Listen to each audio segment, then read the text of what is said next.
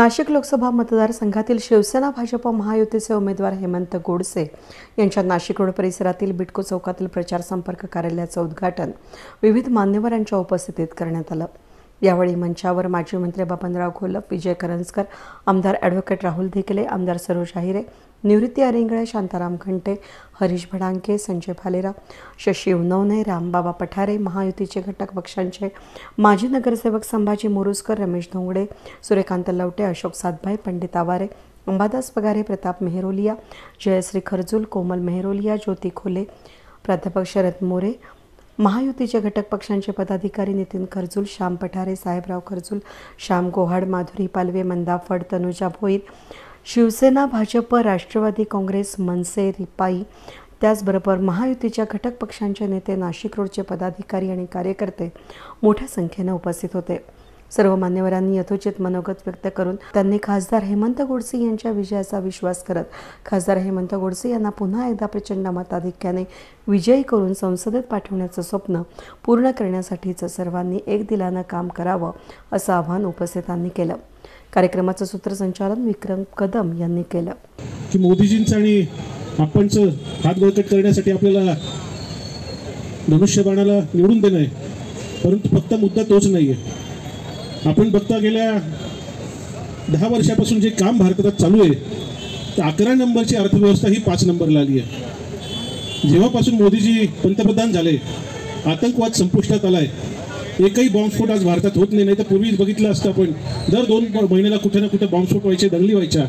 आता त्या गोष्टी बंद झाल्यात की इंजिन पण इथे जोरात आहे, ड्रायव्हर पण खूप आहे, परंतु भाऊ मी पण इंजिनमध्ये होतो, पण तेव्हा दिशा चुकलेली होती, आत्ताची खरी दिशा मिळाली आहे। त्याच्यामुळे खऱ्या खुऱ्या विजयाच्या दिशेने इंजिनाची वाटचाल आहे, व्यवस्थित ट्रॅकवर इंजिन आलेलं आहे आणि त्याच्यामुळे मोदीजींचं मार्गदर्शन घेतल्यामुळे इंजिनसुद्धा व्यवस्थित रेल्वे स्टेशनवर पोचल्याशिवाय राहणार नाही।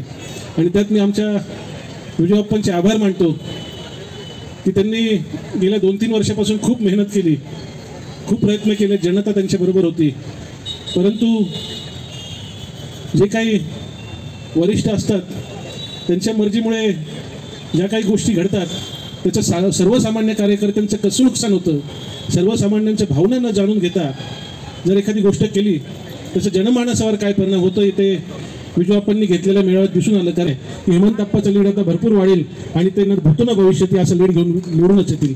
शिवजयंती दिल्लीत साजरी करणारा एकमेव खासदार आणि पहिला खासदार म्हणून हेमंत आप्पाचा लौकिक आहे आणि त्याच्यामुळे त्यांना जर आपण निवडून नाही दिलं तर महाराष्ट्रात कुठेतरी ही कमी जाणवेल। ज्यांनी महाराष्ट्राचं नाव दिल्लीत उज्ज्वल केलं, शिवजयंती चालू केली, त्या हेमंत आप्पांना आपल्याला महाराजांच्या जयंतीला परत पुढच्या वर्षी पाठवायचंय। निवडणुकीत 20 तारखेला धनुष्यबाणासमोरचं बटन दाबून आपण मोदीजींचे हात बळकट करण्यासाठी हेमंत आप्पांना दिल्लीत पाठवावं, एक राष्ट्रकार्य समजून या गोष्टीसाठी आपण सर्वांनी प्रयत्न करावेत। त्यामुळे आपल्या सर्वांना एकच विनंती करतो की हेमंत आप्पांना जास्तीत जास्त लीड देऊन दिल्लीला पाठवा।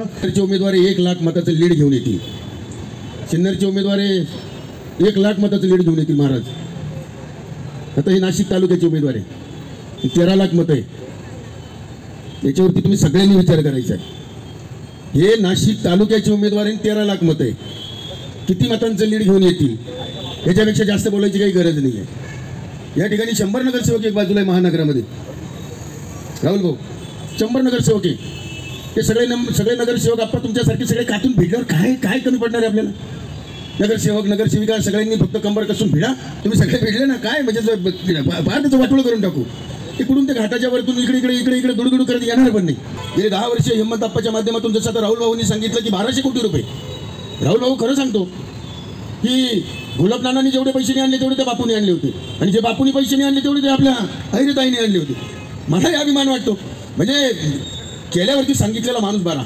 मी हे सांगतो, आज नगरसेवक सुद्धा आपल्या प्रभागाच्या विकासासाठी बऱ्याच मोठमोठ्या फायली फिरवतात, इकडे तिकडे फिरवतात, काय करायला लागतं?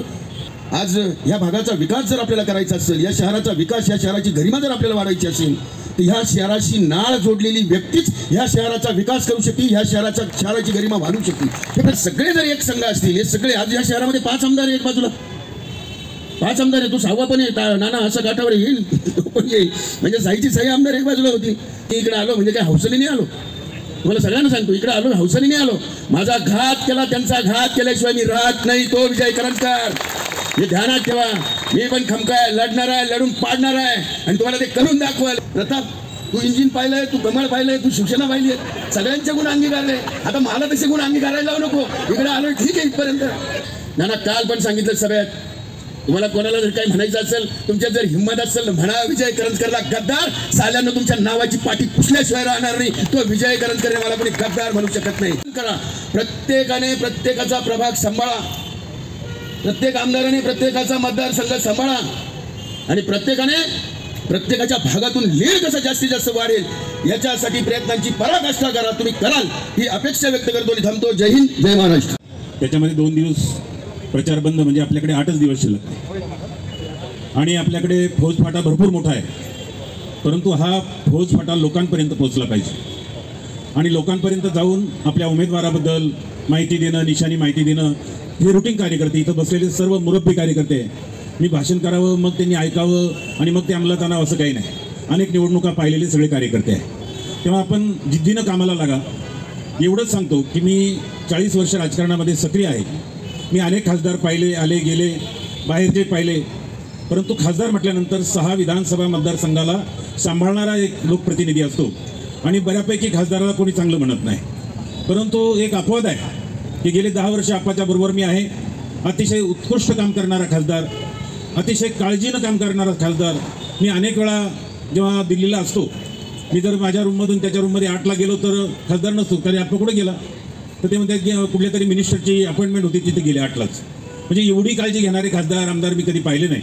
आणि कामामध्ये सुद्धा त्याची इतकी रुची असते की म्हणजे ज्याचं काम आहे तो असेल नसेल तरी ते काम करणं हे मी जवळून पाहिलेलं आहे. अनेक वेळा अनेक प्रसंग मी डोळ्यापुढे पाहिलेत. मोठमोठे कामं आणले, विजन चांगलं आहे आणि म्हणून आपला खासदार कशा पद्धतीनं जास्तीत जास्त मताने निवडून येईल, निवडून येणारच आहे. आप्पांनी खरंच शिक्कामोर्तब केलं आप्पाच्या एंट्रीने. आप्पा मी जेव्हा माझी एंट्री आप्पाच्या आधी झाली होती, आप्पा एक दिवस रागून माझ्याकडे आले, मला खूप रागवले. मी काहीच बोललो नाही कारण मला माहीत होतं एक दिवस असा येईल की मी नुसतं पाहत राहील. आप्पा आमच्या जोडीला आले आणि अतिशय चांगल्या पद्धतीनं संपूर्ण मतदारसंघामध्ये काम झालं. मी इथेही 5 आमदार, एका विधानसभेचे आमदार एका बाजूला आहे. अतिशय चांगली लढत आपली होणार आहे. फक्त काळजीनं काम करा एवढं सांगतो आणि थांबतो. धन्यवाद. वेद न्यूजसाठी प्रतिनिधी अनिल गुंजाळ, नाशिक रोड.